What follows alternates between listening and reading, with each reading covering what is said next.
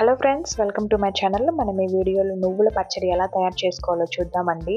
ఈ నువ్వుల పచ్చడిని రాగి ముద్దలోకి కానీ, వేడి వేడి అన్నంలోకి కానీ, ఇడ్లీ దోశలోకి కానీ తీసుకుంటే చాలా టేస్టీగా ఉంటుంది అండ్ హెల్త్కి కూడా చాలా మంచిది. ఇప్పుడు ఎలా తయారు చేసుకోవాలో చూద్దాము.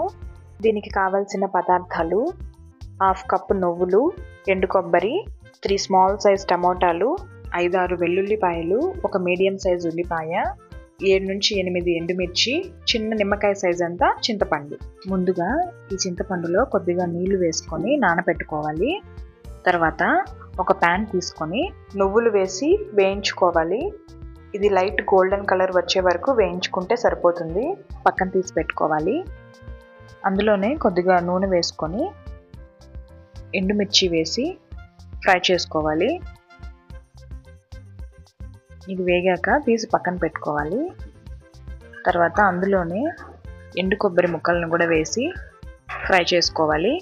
ఇది కూడా లైట్ గోల్డెన్ కలర్ వచ్చే వరకు ఫ్రై చేసుకుంటే సరిపోతుంది.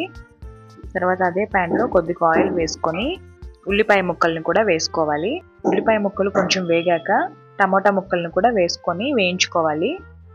ఇప్పుడు కొద్దిగా పసుపు, కొద్దిగా సాల్ట్ వేసుకొని మూత పెట్టి ఒక 2 నిమిషాలు ఉడికించుకోవాలి.